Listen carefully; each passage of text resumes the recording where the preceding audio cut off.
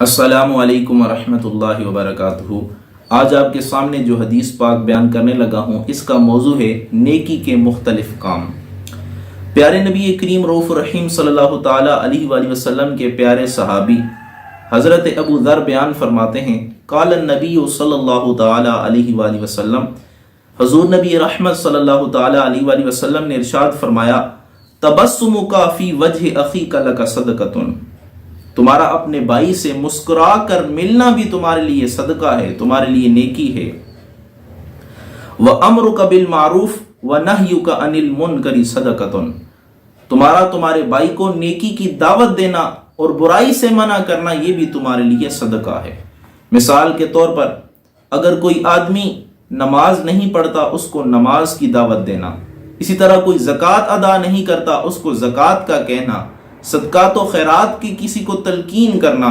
کسی بھی نیکی کا کام کا حکم دینا، یہ تمہارے لیے صدقہ ہے، تمہارے لیے نیکی ہے۔ مثال کے طور پر کوئی آدمی راستے میں بیٹھا ہوا ہے اسے سلام کرنا، اسی طرح بڑوں کا ادب و احترام کرنا، اسی طرح چھوٹوں کو یہ سکھانا کہ بڑوں کا ادب و احترام کیا جائے، اساتذہ کا ادب و احترام کیا جائے، تو یہ ساری چیزیں نیکیوں میں شمار ہوتی ہیں۔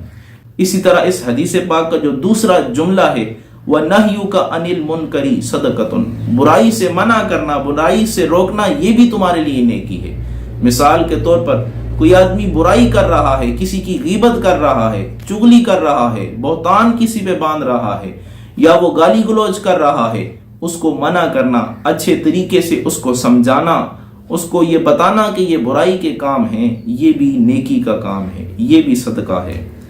آگے ارشاد فرمایا، وَإِرْشَادُكَ الرَّجُلُ فِي أَرْضِ الضَّلَالِ لَكَ صَدَقَةٌ، کوئی آدمی راستہ بھولا ہوا ہو اس کو راستہ دکھانا یہ بھی تمہارے لیے نیکی کا کام ہے۔ اور علماء فرماتے ہیں کہ اس کا ایک مطلب یہ ہے کہ کوئی آدمی بد مذہب کی مجلس میں جا رہا ہے، بے دین کی مجلس میں جا رہا ہے، یا ایسی جگہ پہ جا رہا ہے جہاں پہ بد مذہبوں کی کثرت ہے، اور وہاں پہ اگر وہ جائے گا ان کے ساتھ مل جائے گا اور اس کا عقیدہ بھی خراب ہو جائے گا، تو اس کی رہنمائی کر دینا، اسے بتا دینا وہاں پہ یہ لوگ ہیں اور اس طرح کے ان کے اندر بد عقیدگی پائی جاتی ہے، بد مذہبی پائی جاتی ہے، اس کو رہنمائی کر دینا، اس کو بتا دینا، اس کو آگاہ کر دینا، یہ بھی تمہارے لیے نیکی ہے۔ اگر ارشاد فرمایا، وَبَصَرُكَ لِلرَّجُلِ الرَّدِيِّ الْبَصَرِ لَكَ صَدَقَةٌ، اسی طرح اگر کسی آدمی کی نگاہ کمزور ہو، اسے صحیح طرح دکھائی نہ دیتا ہو، یا نابینا شخص ہو، وہ اگر راستہ بھولا ہوا ہے اس کو راستہ دکھا دینا، اس کو گھر تک پہنچا دینا، یہ بھی تمہارے لیے نیکی کا کام ہے۔ آگے فرمایا، وَإِمَاتَتُكَ الْحَجَرَ وَالشَّوْكَةَ وَالْعَظْمَ عَنِ الطَّرِيقِ لَكَ صَدَقَةٌ، حضور علیہ الصلوۃ والسلام نے ارشاد فرمایا، راستے سے تکلیف دہ چیز مثلا پتھر، کانٹا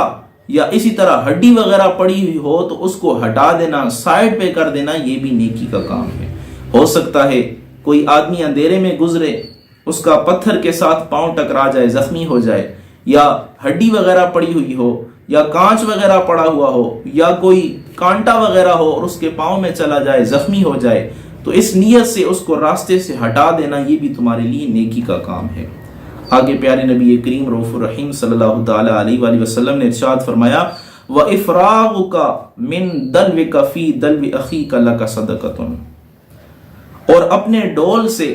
اپنے بھائی کے ڈول میں پانی ڈالنا، یعنی اپنے برتن سے اپنے بھائی کے برتن میں پانی ڈالنا، یہ بھی تمہارے لیے صدقہ ہے۔ کوئی آدمی آپ سے پانی مانگنے آ جائے، یا کوئی پیاسا ہو اس کو پانی پلا دینا، اس کے برتن میں پانی ڈال دینا، یا جس کو جس چیز کی ضرورت ہو اس کے مطابق اس کو وہ چیز عطا کر دینا، یہ بھی صدقہ ہے۔ ہمیں چاہیے حضور علیہ الصلوۃ والسلام کے ان فرامین کے مطابق اگر ہم زندگی بسر کرنا شروع ہو جائیں گے تو یہ زندگی ہمارے لیے آسان ہو جائے گی، اس دنیا میں بھی ہم کامیاب ہوں گے اور کل قیامت میں بھی ہم انشاءاللہ سرخرو ہوں گے۔ اللہ سے دعا ہے اللہ تعالی ہم سب کو پیارے نبی کریم رؤوف الرحیم صلی اللہ تعالی علیہ وآلہ وسلم کی پیاری پیاری سنتوں پر عمل کرنے کی توفیق عطا فرمائے۔ آمین برحمتک یا ارحم الراحمین۔